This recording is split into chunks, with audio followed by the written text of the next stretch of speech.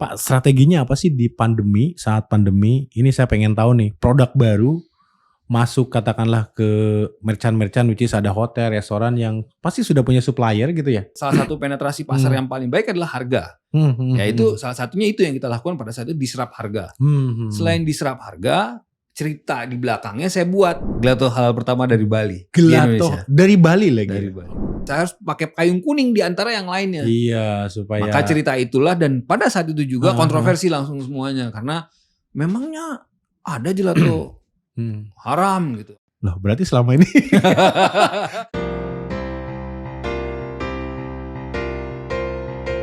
The Founder. Jumpa lagi di The Founder. Saya kedatangan sahabat saya, seorang founder dan owner dari produk apa ya, makanan ya, masuknya F&B lah gitu ya. Kita sambut saja Pak Ari Editya. Apa kabar Pak? Baik, alhamdulillah. Akhirnya ketemu lagi kita. Akhirnya ketemu lagi ya setelah berapa bulan ya Pak ya kita? Awal tahun sekarang. Awal tahun ya. Betul, awal tahun. Akhir bulan Januari kalau nggak salah. Betul. Nah, betul. Hari ini kita akan bicara mengenai, wah ini luar biasa nih, Fruta Gelato Pak ya. Ya betul. Yang gelato. Pertama gelato halal di Indonesia. Betul. Gitu ya? Gelato halal pertama dari Bali. Gelato dari Bali lagi. Dari Bali. Oke, pertanyaan saya pertama gini Pak ya.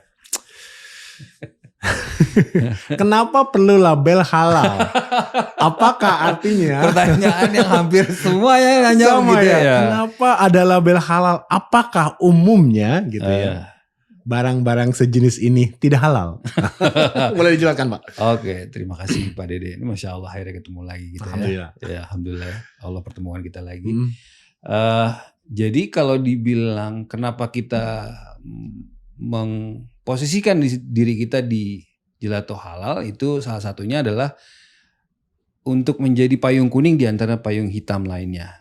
Jadi supaya dilihat lah. Supaya dilihat ya. Tadi di back end kita sempat cerita masalah kalau misalkan ya murid berprestasi atau murid yang punya kontroversi. Yang biasa dikenal adalah murid kedua itu. Kalau kita baru masuk gitu ya. Tapi kalau baru masuk industri atau baru masuk kelas tadi maksudnya ya gitu ya. Mau dikenal yang mana gitu ya? Ya mau dikenal mana. Nah, kita kalau dibilang mau berprestasi harus punya proses yang cukup panjang. Jadi pada saat itu kita memutuskan untuk punya kontroversi lah. Untuk bisa dikenal gitu ya. Maka kita ciptakan gelato halal. Karena kalau kita cerita mengenai Italian gelato pasti sudah ada yang duluan. Dan hampir semua gelato bilangnya Italian gelato. Atau premium gelato. Mereka juga pasti akan ngomong premium gelato. Dan kalau kita ngomong lagi dengan Italian gelato atau premium gelato, ya kita akan jadi nomor 2. Sudah ada ya yang lain? Sudah ada. Gak akan dikenal sebagai gelato yang pertama. Maka kita sebut gelato gila, gelato halal. Sehingga itulah menjadi beda dari yang lainnya. Dan kita cuman belum menjawab pertanyaan saya Pak.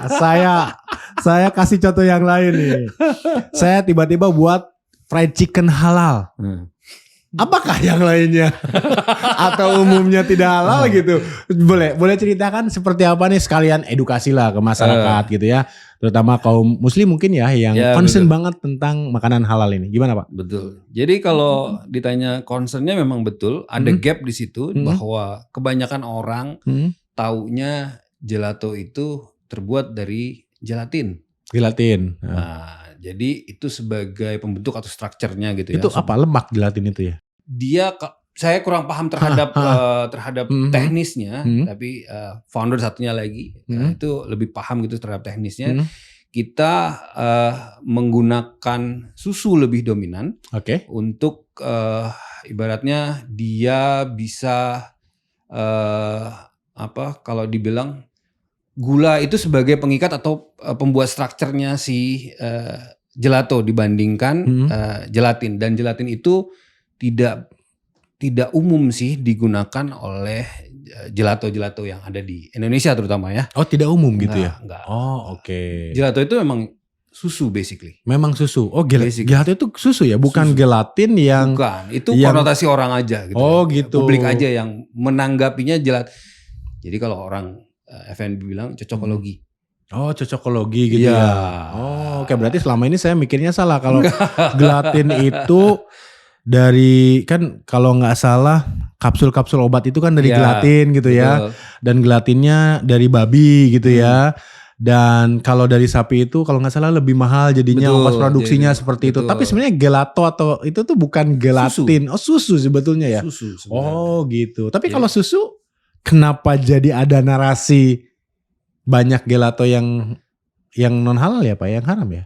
Karena banyak alkohol. Oh alkohol. Oh prosesnya menggunakan alkohol. Jadi kebanyakan di luar sana memang mereka mencampurkan dengan substance itu. Oh oke. Untuk menjadikan misalkan aromanya lebih kuat gitu ya, rasanya. Jadi gelato itu kalau misalkan di Indonesia pun ada gelato, bir gitu ya. Itu ada yang jual gitu. Yang gelato dari ram itu segala macam. Oh iya saya karena di kopi-kopi suka ada tuh gelato ram itu kan, itu pasangan yang kayaknya banyak yang suka juga tuh ya. Bukan banyak lagi, memang rata-rata gitu konotasinya ke sana. Makanya gitu. Cuman kita kepengen menjadi ya ibaratnya menjadi salah satu produk yang bisa dinikmati semuanya gitu. Jadi betul-betul gelato itu jangan sampai dikonotasikan terutama pada umat muslim gitu ya, bahwa itu makanan yang tidak halal gitu. Ada kok gelato yang halal. Nah, itu kita berusaha untuk menjadi di standpoint itu. Ada tuh banyak atau tidak sih Pak? Itu pertanyaan saya karena gini Pak ya, kalau jalan-jalan ke mall katakanlah ya, main ke pinggir jurang. Oh enggak. Saya itu penyuka es krim Pak ya gitu, penyuka es krim gitu. Oh gini, kalau saya sama anak-anak main ke mall gitu ya, ke mall itu kan berarti kan ada yang dijual bebas tuh. Milihnya sih sebenarnya nggak masalah es krim atau gelato, cuman dari sisi saya sih kok es krim itu lebih lebih lembut ya Pak ya daripada airy. Jadi apa airy itu apa? Airy itu ya banyak udaranya. Iya, karena makanya perputaran mesinnya tuh lebih cepat dibandingkan gelato. Gelato tuh perputaran mesinnya tuh lebih lambat sehingga dia lebih padat. Nah, saya lebih suka gelato tuh karena tidak terlalu fluffy gitu ya. Teksturnya tuh enak gitu ya, kayak ya es biasa gitu ya. Loh, berarti selama ini enggak juga. Belum tentu ya. Enggak. Artinya banyak di luar sana yang halal. Ini cuman cara dagang kita saja untuk menjadi pembeda di antara yang lainnya. Seperti itu luar biasa. Positioning kita. Positioningnya seperti itu ya. Jadi, dan yang pertama yang pasti ya. Ya kita sebut yang setelah itu ada. Sampai sekarang sih belum ada berani yang menyebutkan itu. Karena label itu udah melekat banget sama kita. Oh gitu ya. Jadi kayaknya kalaupun ada orang yang mau nonjol baru lagi, pasti mereka mengambil positioning yang berbeda lagi. Kayak tadi, ngapain Italian gelato, ngapain gelato premiumnya udah ada akhirnya. Udah banyak. Ya, jadi mereka akan kalau misalnya kalau mereka sadar terhadap branding gitu ya, mereka kalau misalkan mendirikan yang sama seperti itu, ya akhirnya mereka akan dikenal nomor 2. Iya betul, ngikutin. Betul. Sementara Fruta Gelato ini sudah luar biasa besar sekali. Amin. Ya nanti kita bongkar sedikit gimana kok saya bisa bilang besar ya. Pak Ari yang kedua tadi karena Pak Ari pertama menyampaikan bahwa ini gelato halal pertama dari Bali ya. Betul. Kenapa dari Bali Pak? Maksud saya gini ya, kalau saya ilustrasikan gini. Sepertinya di Bali tuh nggak ada concern mengenai gelato halal atau non halal. Harusnya ya, kasat mata nih. Sama seperti saya buka bisnis nih. Saya buka restoran non halal di komunitas atau masyarakat yang umumnya muslim. Itu kan kalau dari sisi bisnis bunuh diri nggak sih Pak gitu. Kenapa Pak Ari kok di Bali bukanya gitu? Kenapa nggak gelato di tempat lain yang mayoritas muslim sehingga ini kita akhirnya bisa menikmati gelato halal. Seperti apa Pak? Pertanyaannya menarik nih.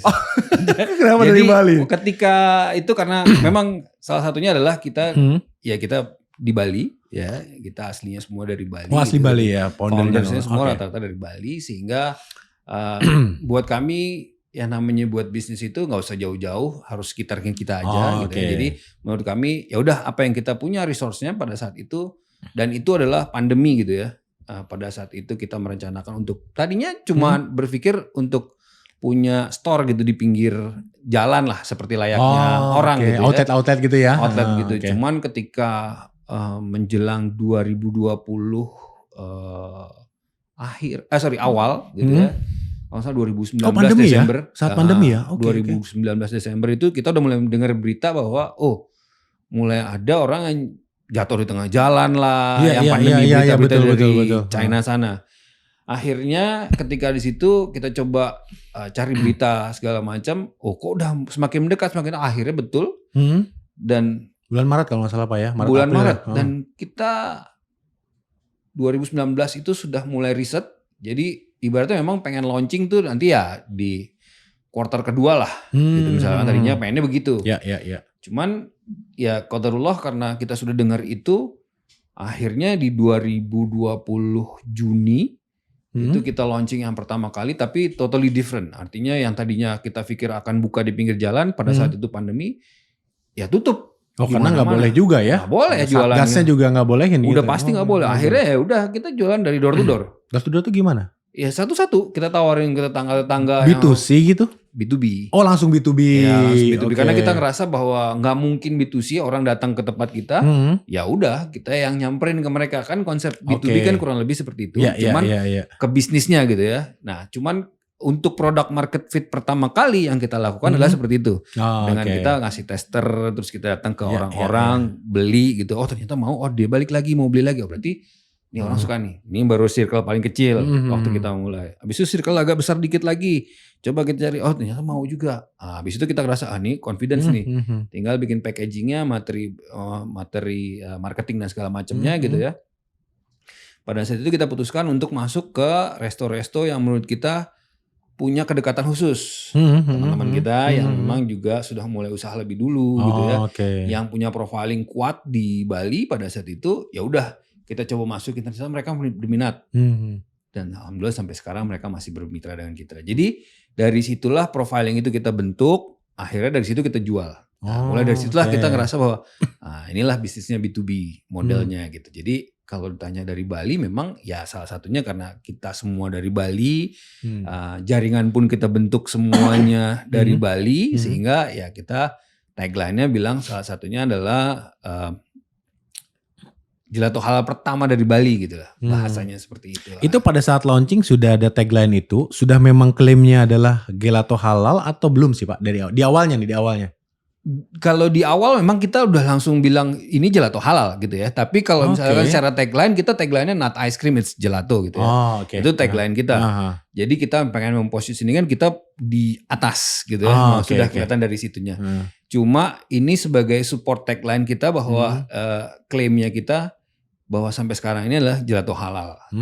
Gitu. Itu sebagai pembedanya. Jadi cerita kita di antara yang banyak itu di Bali kan commonnya adalah kalau orang datang ke sana salah satunya adalah gelato yang sering dikunjungi itu. Yang sering dikunjungi. Ya ada beberapa kalau misalnya tahu di Sanur lah di Denpasar atau di Seminyak itu ada gitu ya.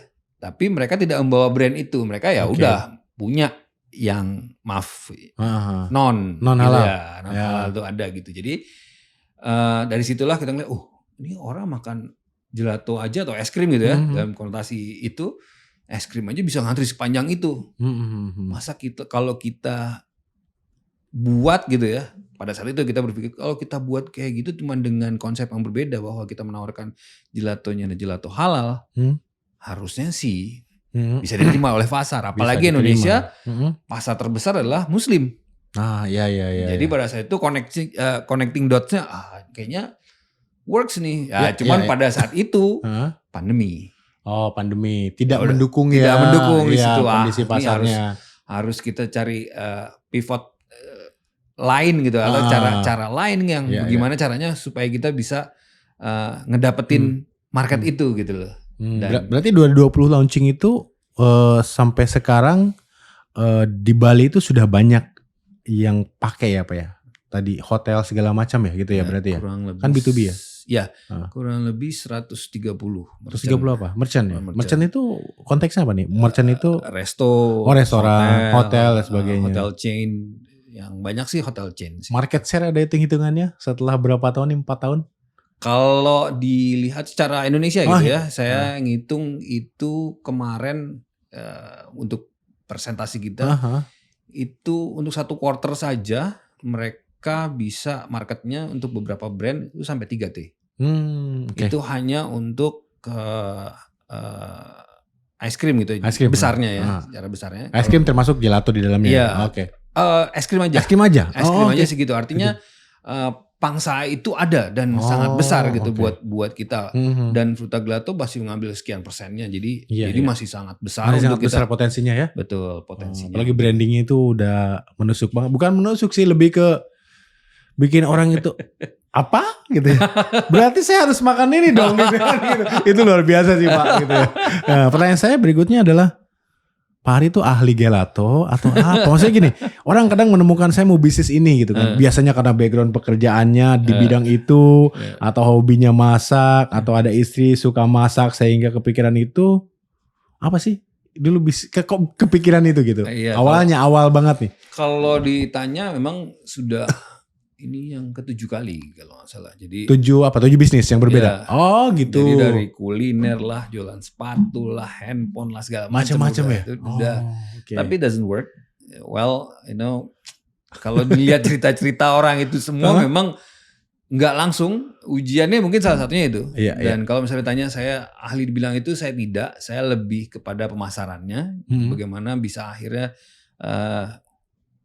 produk yang kita punya itu akhirnya dikenal oleh orang, itu aja. Jadi kalau misalkan ahlinya saya punya sendiri. Karena dari bisnis-bisnis yang saya jalani, kendalanya cuma satu. CEO, oke. Chief Operating Officer. Jadi saya yang belanja ke pasar, saya yang bikin konten, saya yang segala macam lah, ngasih angkat harga. Galon. Saya lakukan juga di awal sih Pak. Ya di awal mana punya uang kan buat hire orang gini, lain. dari yang tadinya pekerja yang rasa masa waktu kerja saya bisa bikin segini profit buat perusahaan gitu ya. Kok kalau bikin sendiri nggak bisa? Ternyata emang nggak bisa. Nggak semudah Karena memang itu. ilmunya tidak di situ gitu. Jadi ketika pertama kali saya coba lalu bisnis handphone gitu, saya yakin bisa lah. Ternyata nggak mudah. Iya. Jadi memang harus punya ilmunya dulu untuk bisa terjun. Akhirnya ilmu itu saya bayar selama 7 tahun, saya mulai coba sana sini sampai akhirnya produk inilah. Ya ketemu karena akhirnya risetnya adalah nggak bisa sendirian. Nggak bisa sendirian saat itu ya. Iya. Harus ibaratnya bermitra. Keahlian itu lebih baik satu tapi tajam. Jadi pada saat itu yang saya pikir pada saat itu adalah saya harus membangun tim yang baik, yang solid gitu ya. Pada saat itu saya ketemu rekan-rekan saya yang menurut saya kompetensi terhadap kemampuannya di bidangnya masing-masing ada. Dibandingkan saya yang harus memaksakan diri, saya harus belajar ini tidak. Saya rasa bukan di situ. Dan itulah pelajaran yang saya dapat selama 7 tahun ketika saya mulai untuk bagaimana caranya bisa mengembangkan sampai saat ini. Oke, berarti Pak Ari itu yang strongnya di mana nih awalnya ya sampai kan apa di pemasarannya Pak ya? Karena pertanyaan saya berikutnya gini. Kan akhirnya Pak Ari harus memutuskan membangun tim dong ya. Ada owner lain kemudian ikut. Nah, tapi begitu pertama kali kok gelato gitu. Maksudnya kok yakin dengan produk ini akhirnya bangun tim ini kan belum tentu berhasil dong Pak. Namanya bisnis kan. Betul. Sama apalagi pandemi gitu ya. Iya betul. Kenapa gelato ini? Yang kepikiran ini mungkin insight nih bagi teman-teman. Gila waktu itu. Ya, makanya kok gelato gitu. Kalau ditanya kok gelato saya juga nggak tahu jawaban persisnya pada saat itu. Tapi yang menjadi trigger buat saya adalah ini makanan yang bisa kalau saya bilang scale up. Oh gitu. Udah semudah itu aja karena pikir saya ketika saya bekerja di hotel waktu itu gitu ya. Benda ini dijadikan makanan yang menurut sebagian orang gitu ataupun sekarang mudahnya kalau bawa masuk ke convenience store itu es krim ditampilin di depan. Ya di depan ya. Betul. Semudah itu pemikiran bahwa ini produk sebenarnya laku. Cuman nggak banyak orang yang lihat. Kenapa? Sulit buatnya. Jadi dari situ saya bilang ini produk yang kalau saya scale up, kalau saya engineering dengan baik, dengan tim yang proper gitu ya, seharusnya tidak mudah ditiru. Jadi mau scale up pun bisa gitu. Disandingkan dengan yang itu, rasanya nih jalannya bakal panjang. Disitulah mulai saya putuskan ini kayaknya harus nih. Cuman memang pada saat di awal karena kita kepikirannya nggak usah ribet-ribet sampai ke sana. Ya udah kita bangun toko di pinggir jalan. Tadinya awalnya begitu. Gitu ya. Cuman ketika mulai dengar berita orang jatuh di pinggir jalan lah yang segala macam itu. Mulai tuh pivot ya. Bisnis modelnya. Ini bagaimana ceritanya? Ini nggak mungkin kalau bisa. Benar pada saat itu nggak lama kemudian begitu kita mau nyewa tempat itu atau kita tanya-tanya gitu ya. kok jadi murah semuanya.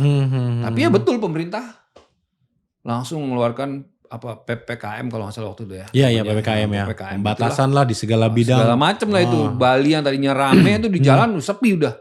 Iya. Untung waktu itu nggak jadi ngambil ke tempat. Tapi udah keburu investasi terhadap alat dan segala macam. Wah ini harus, ya itu yang saya bilang, kita harus pivot segera. Karena kalau tidak, akhirnya ya udah jadi barang rongsokan, nggak akan jadi apa-apa. Ya kita cari cara lah. Oke. Gitu. Pak, strateginya apa sih di pandemi, saat pandemi? Ini saya pengen tahu nih, produk baru masuk katakanlah ke merchant-merchant, which is ada hotel, restoran yang pasti sudah punya supplier gitu ya. Kebanyakan gitu ya, Gelato. Gimana sih kok bisa diterima saat pandemi? Tadi saya bilang, apakah harganya dibuat sangat murah kali atau kan? Kalau dibilang murah, waktu itu orang bilang, ya itu saya bilang, orang bilang saya gila, udah bikin bisnis baru, jualan es krimnya mahal. Kalau dia beli di luar, makan es krim udah pandemi, ruang kagak ada, suruh beli 19.000. 19.000, iya. Waktu itu mahal, ya. Kan, kalau ditanya pada saat itu memang rata-rata orang beli sekitar 30.000 di sana. Saat itu 30 ya, oke. Tapi pandemi, masa iya ada orang yang datang ke toko itu, ya kita harus pikir gimana caranya nekan. Gitu. Karena kan salah satu penetrasi pasar yang paling baik adalah harga. Yaitu salah satunya itu yang kita lakukan pada saat itu, diserap harga. Selain diserap harga, cerita di belakangnya saya buat. Ya itu gitu. Tadi saya bilang saya harus pakai payung kuning di antara yang lainnya. Iya, supaya maka cerita itulah, dan pada saat itu juga kontroversi langsung semuanya karena memangnya ada gelato haram gitu. Udah gitu posisinya di Bali. Udah makin rame dan makin rame ya. Makin rame. Cuman itu kita jelaskan sekali lagi bahwa ini adalah trik dagang sebenarnya. Sama ya kalau misalnya dibilang sama kayak BMW dan Mercy lah. BMW dan Mercy dua-duanya berasal dari Jerman, dua-duanya logonya bulat, dua-duanya menjual luxury. Tapi kenapa dua-duanya kok laku? Laku ya. Marketnya sendiri-sendiri juga gitu ya. Iya, karena mereka segmennya sama tapi kok ada semuanya sama. Dua-duanya logonya bulat juga. Iya. Yang bedakan cuma satu, bahwa yang satu cerita si drivernya, si BMW mencipta yang driving performance. Iya. Kalau si Mercy kenyamanan duduk di belakang. Kenyamanan, gitu. Kan tipis bedanya. Cuma yang satu duduk di depan, yang satu di belakang. Iya. Ya, sama, yang satu ngomong Italian gelato, yang satu ngomong premium. Saya ngomong halal. Halal. Berarti yang lain premium berarti. Ya udah tawaran yang sana kan yang lain premium tadi. Iya. Jadi kalau saya tanya itu hanya sebagai trik dagang kita untuk ya ini juga buat teman-teman UMKM lainnya gitu ketika kita ingin ada quotes yang bilang katanya harusnya sedikit lebih baik dibandingkan sedikit lebih enak. Gitu ya. Karena kalau misalnya sedikit lebih enak, rasanya lidah orang tuh beda-beda. Beda-beda. Enak tuh bisa, tapi kalau sedikit lebih baik, gitu ya. Sedikit lebih beda, maka dia akan terlihat oleh yang lainnya. Terlihat ya, eye catching di antara kerumunan kelihatan gitu. Cerita itulah sebenarnya yang kita coba angkat untuk bisa ngedisrupt pada saat di awal. Iya, luar biasa. Saat ini masih B2B, Pak? Atau sudah mulai masuk B2C? Iya. Jadi mungkin karena salah satunya adalah karena sosial media itu sangat berpengaruh ya. Tadi ketika kita memulai dengan cerita halal kita, bahasa marketing atau bahasa media yang kita sampaikan memang terlihatnya adalah B2C. Jadi sampai orang tanya, ini di mana sih sebenarnya outletnya? Belinya di mana gitu? Belinya di mana sih? Kita sampaikan di hotel. Oh, di hotel kan jadi kecewa gitu ya. Mahal dong. Harus check in dulu. Atau ternyata ceritanya gitu, tapi di hotel mesti dapetinnya susah, mau dapetin di sana juga males gitu kan. Akhirnya mulai kita buat di 2022 waktu itu ketika kita alhamdulillah juga sudah dapat pendanaan dari masyarakat. Jadi pada saat itu kita mulai bangun outlet pertama kita di Bintaro, dan sekarang kita sudah punya 7 outlet. 7 outlet itu 4 kita kelola dengan brand kita sendiri. 3 diantaranya itu rebranding. Oh, rebranding. Ya, berarti apa ya? Boleh white label ya? Oh gitu. Betul. Enggak ini. Enggak lah Pak, kalau kita udah lah, yang penting cuan.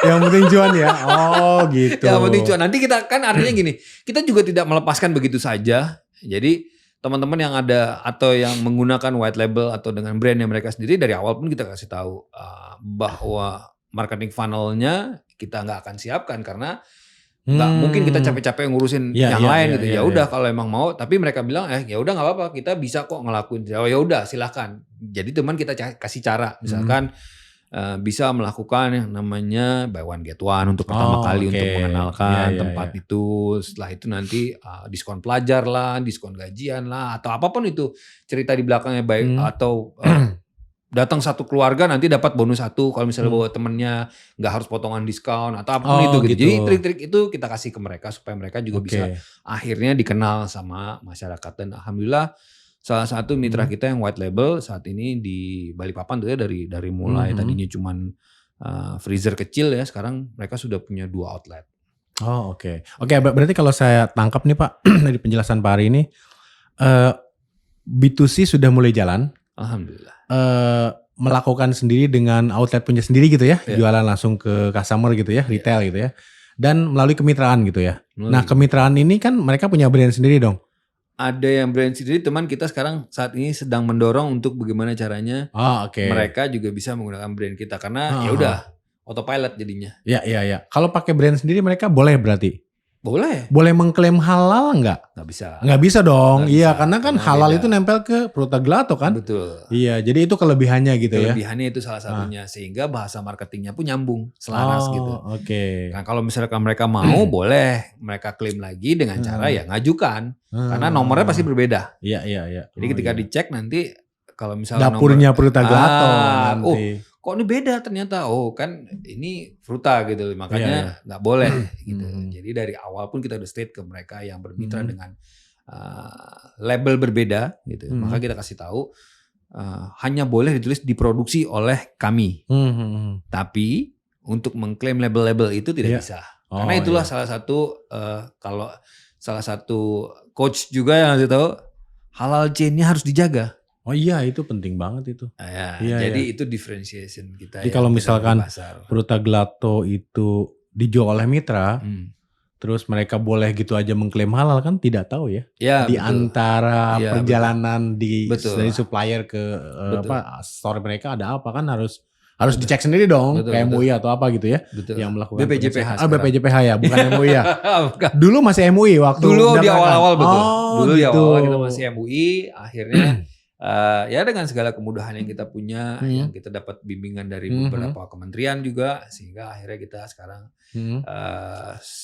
udah BPJPH semua. Siap, mantap. Kayak gitu. Pak, seberapa terbuka sih kemitraan ini? Karena kan franchise itu kan banyak banget ya gitu ya. Saya pengen buka outlet apa dan sebagainya, ini kayaknya menarik nih Frutagelato nih gitu ya. Karena ternyata ya saya pikir itu market itu dibikin bingung ya, betul ya, karena pengalihan itu dibikin bingung dulu sehingga fokus ke yang menarik perhatian nih. Ternyata ini cari akhirnya tadi B2B tapi kok banyak yang nyari gitu ya. Karena marketingnya ternyata terlihat ini kayaknya bisa dibeli di mana nih, akhirnya cuma di hotel gitu. Nah pertanyaan saya adalah seterbuka apa? Siapapun bisa mengajukan untuk kemitraan. Ada persyaratan khusus nggak Pak?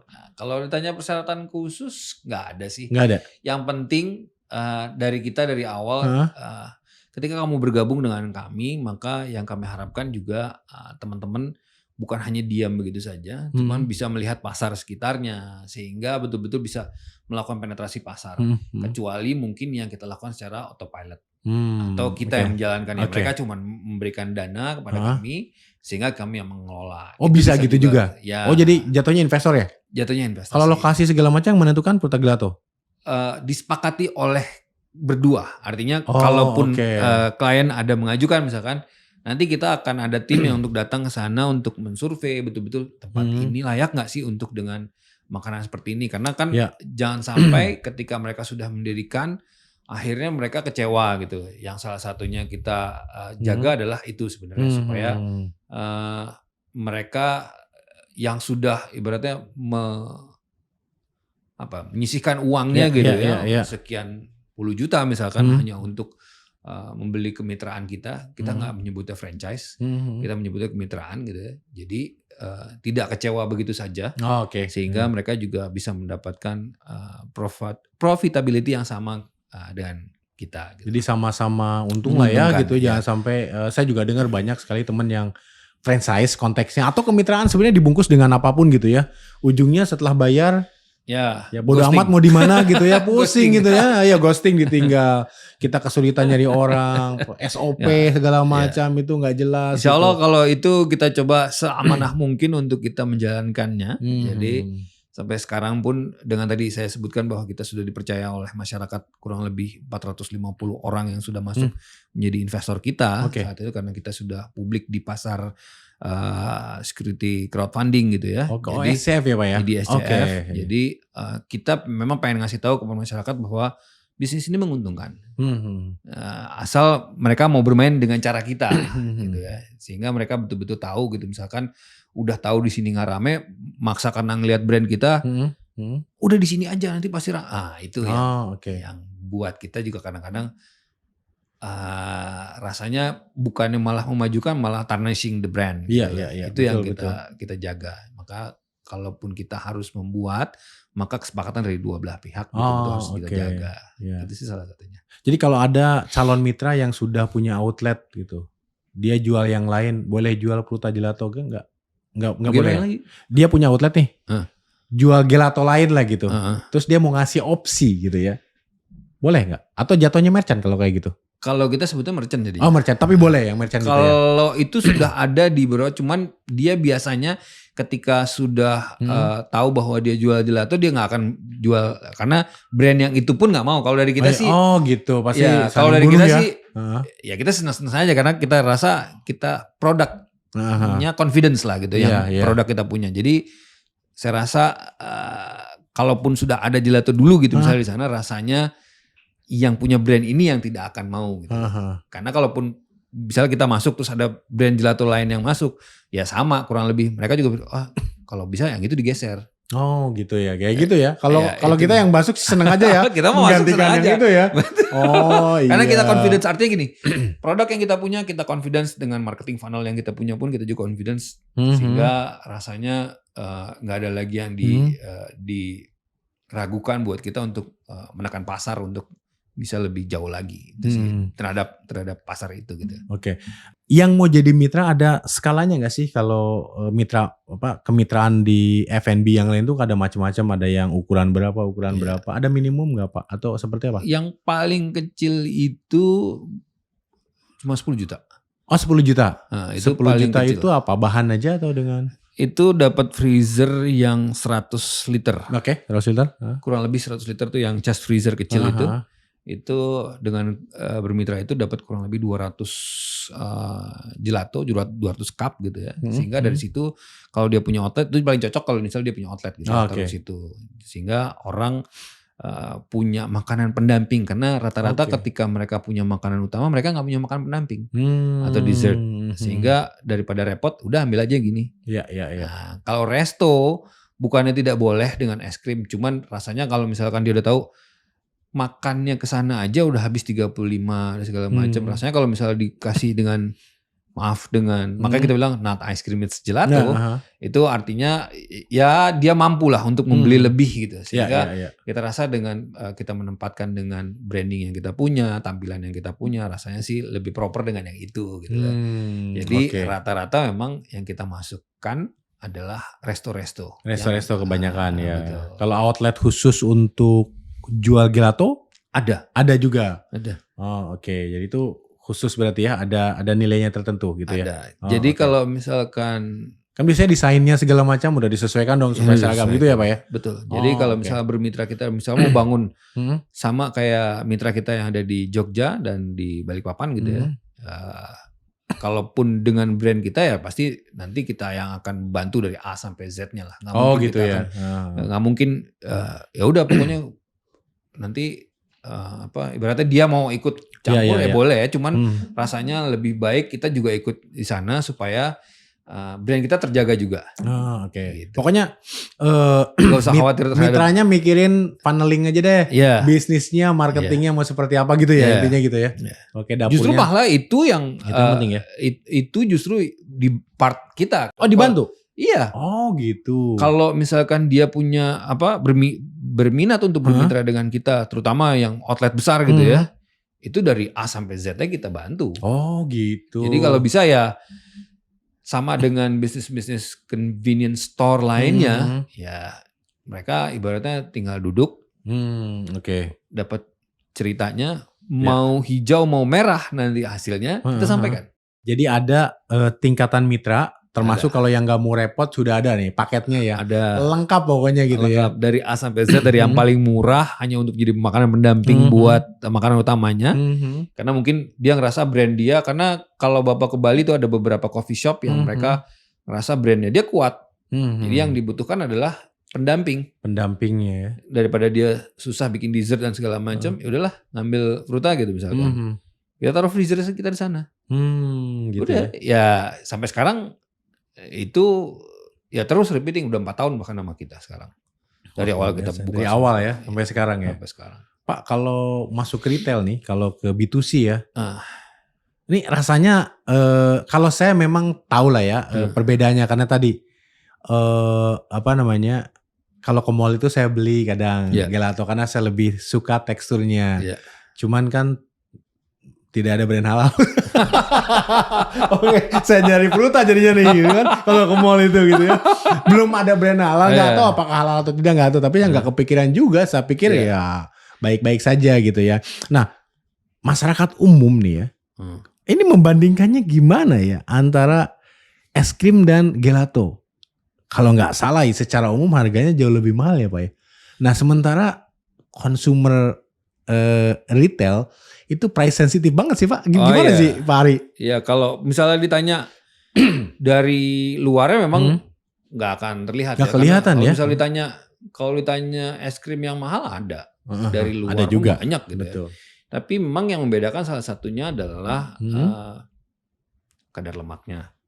Lebih rendah. Biasanya sih lebih rendah. Oke. Gitu ya. Karena baik juga untuk yang mau program untuk diet. Maksudnya biasanya itu kalau pruta udah pasti lebih rendah. Kalau yang lain nggak tahu gitu ya. Kalau di kita sendiri itu di bawah 12% lemaknya. Memang betul kita atur gitu sekarang.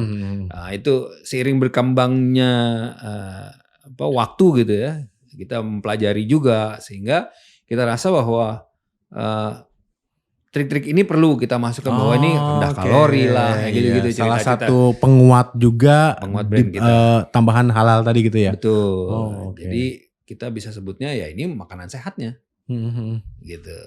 Jadi memang kalau ditanya dari luar nggak kelihatan bedanya. Cuman kalau dibandingkan dengan es krim sekali lagi yang di kategori itu gitu ya.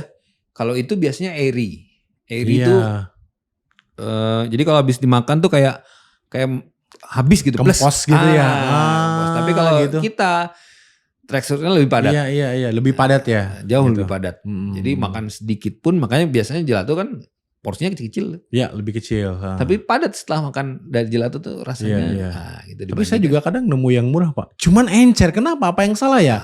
Itu gelato juga.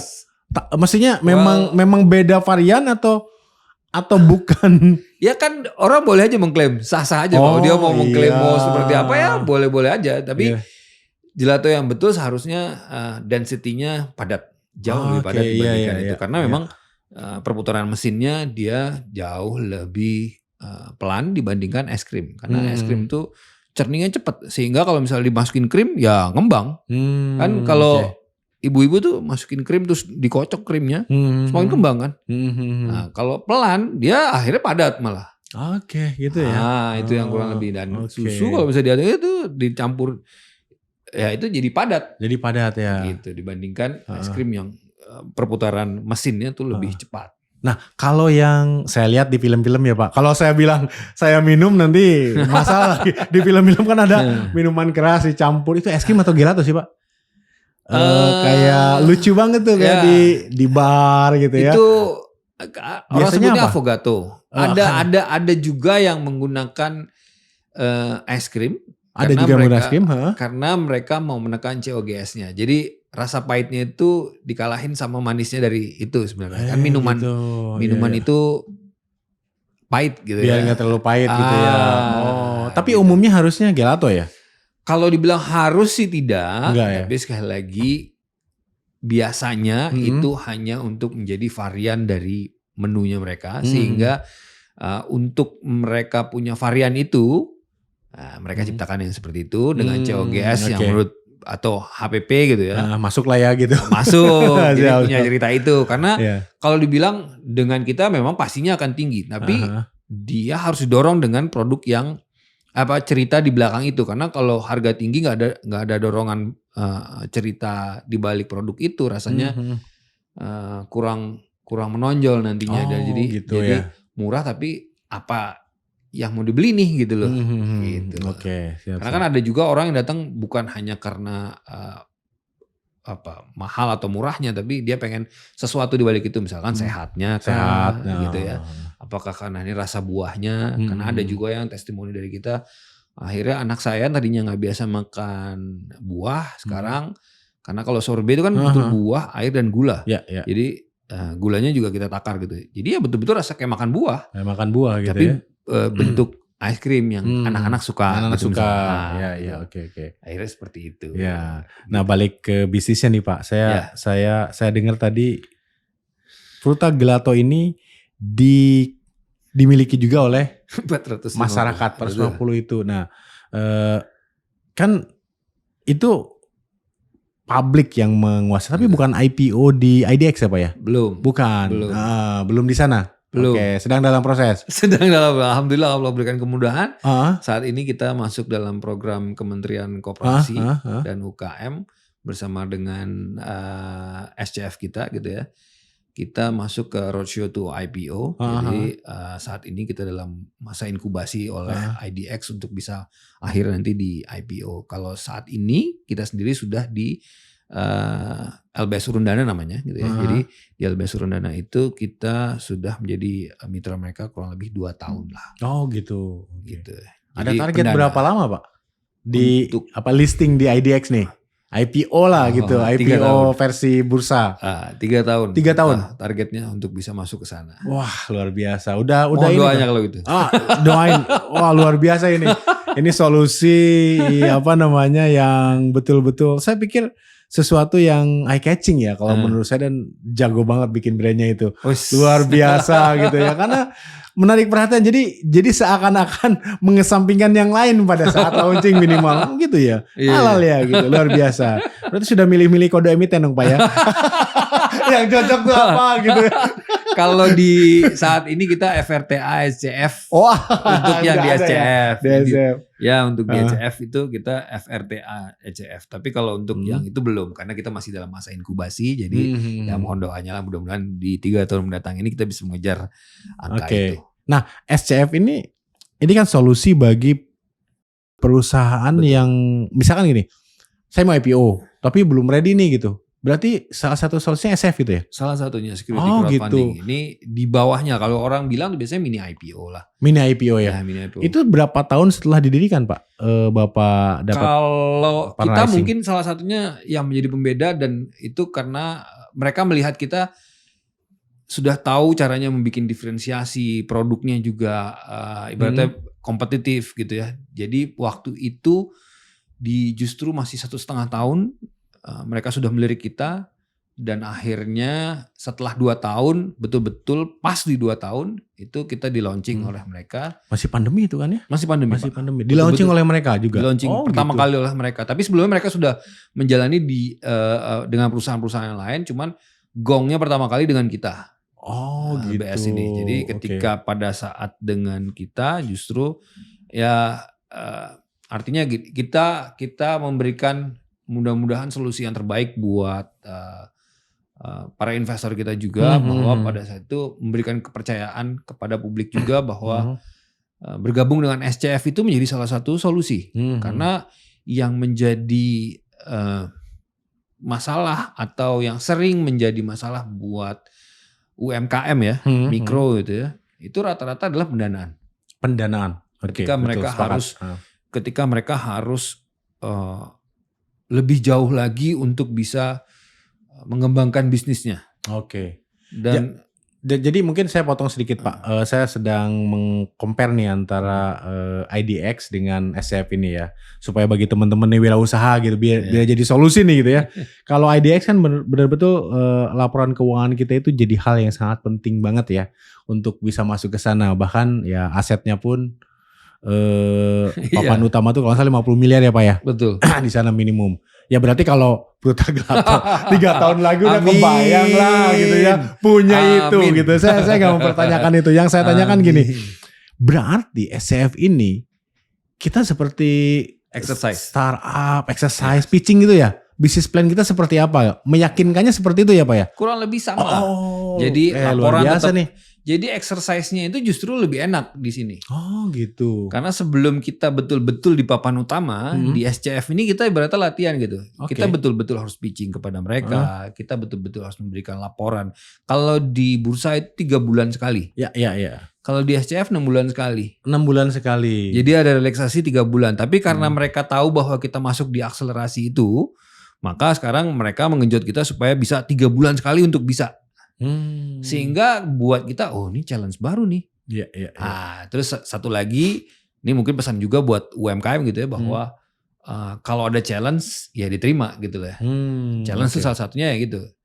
Jadi ketika kita mau diajak untuk bisa masuk ke roadshow to IPO, mereka nanya mampu nggak untuk bisa 3 bulan sekali produce. Setidaknya itu exercise yang paling mudah. Karena dikerjakan oleh tim intern sendiri, terus yang mengkoordinir juga teman-teman sendiri dari SCF gitu ya. Jadi mereka pikir inilah exercise yang baik dari yang tadi 6 bulan, coba kita percepat menjadi 3 bulan sekali, bisa nggak gitu. Ternyata ya kita exercise ya alhamdulillah.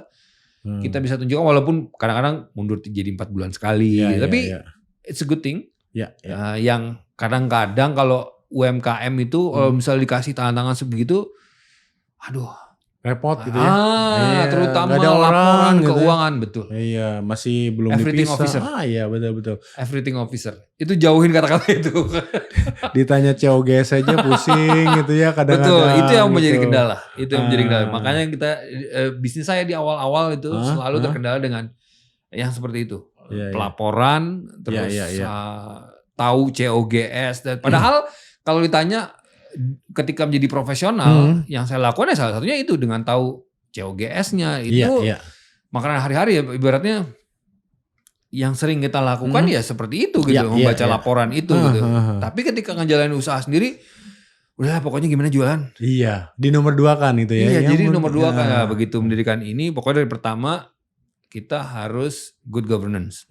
Jadi segala macam itu ditata dengan baik dia. Walaupun mungkin tidak seperti sekarang, tapi setidaknya dari awal kita udah tahu konsepnya bahwa kita harus punya good governance. Jadi jangan nyampurin. Ya udah urusan misalkan urusan pemasaran, ya urusan pemasaran aja kerjain. Nggak usah lagi pakai ngurusin produk dan segala macam. Ya harus ada orangnya. Nggak mungkin kita ngerjain itu juga karena badannya nggak sekuat itu. Iya. Udah harus mulai mikir. Tahu ngebaginya. Betul. Ada orang lain juga gitu ya seperti itu. Jadi untuk menuju IPO, terutama papan utama, SCF itu jadi pembelajaran yang luar biasa ya. Karena maka disebut mini IPO ya. Di sana mulai memperbaiki laporan keuangan dan sebagainya gitu ya. Itulah exercise buat kita yang saat ini akhirnya. Ya kita punya base investor sendiri yang ketika nanti mau digunakan sebagai investor kita lanjutan di ibaratnya di IDX gitu ya. Dan kalau misalkan masih dengan kita ya mereka akan mendapatkan keuntungan lebih besar lagi nanti di sana. Seharusnya seperti itu. Ya, kalau boleh ngintip sedikit sih Pak, rencana Brutaglato ini let's say dalam 3 tahun ini kan harus akan IPO itu kan berarti harus mulai mengembangkan ya usahanya dan sebagainya sehingga persyaratan minimumnya gitu ya. Saya nggak tahu sekarang udah berapa kali lipat dari persyaratan minimum asetnya atau enggak. Saya nggak paham itunya gitu. Kalau ini program sebenarnya yang baru kita canangin, mudah-mudahan Allah mudahkan kita. Amin. Di tahun mendatang kita mau mencoba untuk 10x gitu 10x tuh? 10x itu ya 10 kali lipatnya. Oh 10 kali lipat dari hari sekarang ya? Dari apa yang kita punya saat ini kita melakukan 10x itu dengan menekan salah satunya produk baru. Tadinya kita hanya punya produk gelatonya saja. Sekarang kita punya produk yang kering. Artinya kalau produk kering itu apa? Tepungnya. Oh tepung ya? Jadi tepung? Iya jadi tepung. Oh gitu. Jadi ini rasanya bisa menjadi game changer buat kita juga karena dengan menekan produk ini yang tadinya rantai pasokannya panjang, rantai chain pasokan itu panjang karena harus menjaga suhu lah segala macam. Kalau udah jadi kering gini, saya bisa ekspor. Oh iya. Gitu. Jadi inilah nanti yang salah satunya akan mendorong. Selain itu juga ada kemitraan-kemitraan yang saya bilang. Jadi akselerasinya mudah-mudahan bisa kita mulai di 2025. 2025 ya. Walaupun produknya sekarang sudah kita udah artinya kita apa sebutannya nurturing lah gitu supaya nanti akhirnya produk ini betul-betul ready gitu ya untuk berada di pasar. Walaupun sekarang udah ada beberapa gitu ya yang menggunakan produk-produk itu terutama mitra-mitra kita udah kasih tahu gitu ya untuk bisa menggunakan produknya kita sehingga harapan besarnya adalah di 2025 nanti produk-produk ini bisa menekan pasar lebih jauh lagi. Yang tadinya hanya kita di Bali, Jawa, Kalimantan mungkin bisa luas lagi karena dengan kita punya premix kita sebut atau tepungnya gitu ya orang bisa buat dari manapun itu. Gitu. Oke, jadi tepungnya itu bisa dibuat dengan misalkan diseduh atau apa kayak itu atau apa sih? Atau memang ada peralatan khusus nanti yang buat? Seharusnya sih dengan bergabung menjadi mitra kita. Itu kecil di sana ya. Itu akan menjadi lebih mudah lagi karena akan di-training oleh tim learning and development kita. Chefnya salah satunya juga yang akan datang ke sana gitu. Gitu. Personally untuk bisa membantu proses membuat dari nol sampai jadi ataupun sekedar hanya untuk bikin snack di rumah kita pun punya tutorialnya bagaimana caranya untuk gitu memungkinkan ya gitu beli tepungnya gitu bikin snack peralatannya tapi sekali lagi jangan mengharapkan persis sama karena pasti berbeda. Yang satu menggunakan suhu mesin komputerisasi dan segala macam. Yang satu ya ibaratnya dulu apa yang kita awal-awal mulai gitu ya. Hanya pakai penggorengan dengan teknik. Home appliance gitu ya beda pastilah ya gitu pasti ya. Beda. Jadi ekspektasinya tidak sampai segitu tapi sekali lagi bisa digunakan. Ya tapi yang jelas tetap halal itu ya. Insyaallah. Itu yang penting ya. Pak Hari. Oke luar biasa. Pak Hari kalau kita bicara mengenai apa namanya bisnisnya gitu ya, kan pasti semua perusahaan itu ya pasti ingin scale up gitu ya. Nah, scale up itu kan harus didukung oleh sumber daya manusia dan sebagainya. Setuju. Saat ini ada berapa banyak SDM-nya Frutagelato ini yang which is bagian dari perusahaan ya, organisasi bukan mitra dan sebagainya. Kalau dari bagian organisasi nggak lebih dari 30 orang. Nggak lebih dari 30, sekitar 30 orang ya? Sekitar kurang lebih sekitar 26 sampai 28 kalau nggak salah. Itu termasuk manajemennya? Termasuk manajemen. Oke. Jadi kita sebisa mungkin untuk menjadi lean, tidak terlalu banyak. Jadi setiap orang itu harus mampu bisa bahasanya bukan multitasking mungkin karena sulit juga. Jadi akhirnya everything officer juga nanti kita coba lebih produktif mungkin ya contohnya gitu ya. Begitu aja sih. Jadinya bagaimanapun caranya ya nanti ketika teman-teman UMKM lainnya gitu ya untuk belajar ya ada di tengah itu adalah operasional yang harus kita jaga. Salah satunya itulah supaya jangan terlalu gemuk juga. Produksi masih di Bali saat ini masih di Bali, namun kedepannya kita tentu akan mencoba menekan pasar Jakarta juga. Yang saat ini kita sudah punya rumah riset and development sendiri di Jakarta. Oke. Karena kalau saya lihat berarti revenue terbesarnya masih di Bali ya? Masih di Bali. Saat ini ya? Masih di Bali. Itu potensinya luar biasa Pak. Betul. Di Bali ya, makanya saya pertanyakan kenapa di Bali kan ini sesuatu yang tidak mempertanyakan halal atau enggak kan. Tapi di daerah lain kan mungkin lebih tinggi demand-nya kalau edukasi masyarakatnya lebih tinggi terutama resto, bisnis, merchant lain gitu ya? Iya, contoh yang paling mudah ya itu di Kalimantan. Kalimantan ya? Yang saya pikir tadinya, wah ini apa iya orang kenal. Ternyata saat ini dia yang tadinya hanya memulai dengan bisnis gelato chest freezer yang 100 mili, ya betul, 100 liter gitu ya. Dengan cup ready to eat gelato gitu ya. Itu saat ini sekarang udah punya 2 outlet yang model scoop gitu. Jadi udah masuk ke mall-mall bahkan. Jadi saya rasa ya itu tinggal bagaimana dia terhadap produknya untuk mau mengembangkan terus untuk mencoba mengembangkan dengan timnya gitu. Jadi dan itu juga kita selalu bantu. Hotel di dekat IKN belum pakai. Itu kan yang datang ke sana orang-orang Jakarta, Pak, orang-orang kota kan gitu ya. Betul. Lucu juga mudah-mudahan suatu saat nanti. Ya, siap. Pak Ari, banyak kali yang ingin saya tanyakan sebetulnya, tapi luar biasa sekali perjalanannya ya. Terima kasih waktunya sudah datang. Mudah-mudahan Pruta Gelato ini sebagai tadi tagline-nya adalah Gelato halal pertama dari Bali. Pertama dari Bali itu semakin berkembang dan Amin. bisa diekspor ke luar negeri melalui tepung gelatonya tadi ya. Amin. Oke. Ada yang mau disampaikan terakhir? Ini pesan terakhir buat teman-teman gitu ya. Kalau misalkan teman-teman semua mulai menjalankan bisnis gitu ya, yang penting satu kita semua percaya dengan Tuhan gitu ya, bahwa Allah itu ada gitu ya. Kita tetap harus menyandarkan kepada Allah, Zat yang Maha Kuasa. Namun ada ikhtiar di situ, yang kalau dilihat ikhtiarnya itu semaksimal itu juga hasil yang akan didapatkan. Jangan pernah nyerah, karena saya yakin pasti ada ibaratnya titik jenuhnya itu pasti ketemu suatu saat itu. Tapi jangan pernah lelah, terus coba lagi, terus kembangin lagi. Saya rasa suatu saat nanti bisnis itu insya Allah akan berkembang. Wah, luar biasa. Gitu. Terima kasih ya. Terima kasih, Pak Ari. Terima kasih. Ya.